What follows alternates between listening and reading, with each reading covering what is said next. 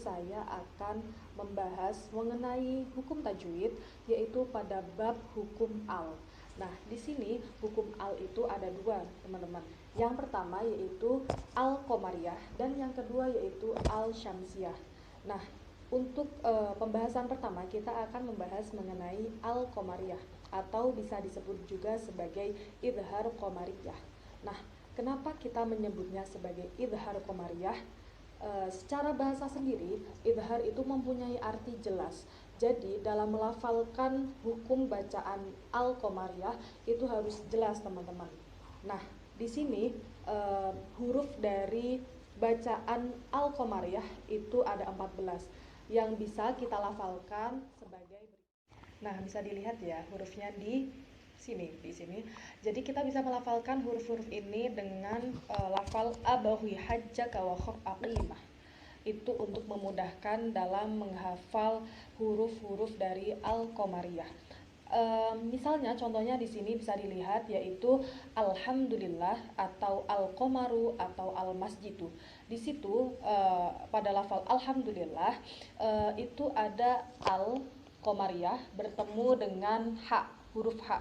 Kemudian al-qamaru itu ada al-qamariyah bertemu dengan qaf, atau juga al-masjidu itu al-qamariyah bertemu dengan mim dan yang lain sebagainya. Nah, yang kedua, sekarang kita akan masuk pembahasan kedua yaitu mengenai hukum al-syamsiyah atau kita bisa menyebutnya sebagai hukum bacaan idgham syamsiyah. Kenapa kita menyebutnya sebagai idgham syamsiyah? Karena secara bahasa idgham itu artinya memasukkan. Jadi dalam melafalkan hukum tajwid bacaan idgham syamsiyah, kita langsung memasukkan al-nya itu ke huruf setelahnya.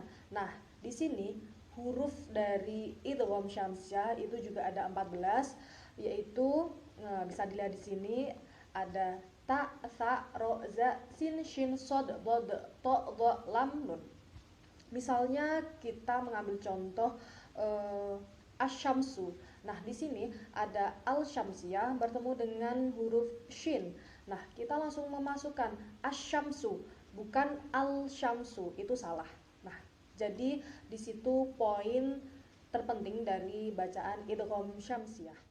Atau kalau teman-teman semuanya kesulitan dalam menghafalkan dari masing-masing huruf bacaan idhar qamariyah ataupun idgham syamsiyah, saya punya cara untuk kalian bisa mengidentifikasi apakah bacaan tersebut bisa masuk ke idgham syamsiyah ataupun idhar qamariyah. Nah, cara paling simpel yaitu kalian bisa melihatnya di huruf al. Jadi kita lihat huruf al-nya di sini. Jika al-nya nih al di atasnya itu ada harokat sukun, maka kalian bisa mengidentifikasi bahwa itu adalah bacaan idhar qamariyah. Tetapi jika al-nya itu di atasnya ada harokat tasydid, maka itu termasuk ke dalam bacaan idgham syamsiyah. Begitu cara untuk mengidentifikasi bacaan dari hukum al dengan simple dan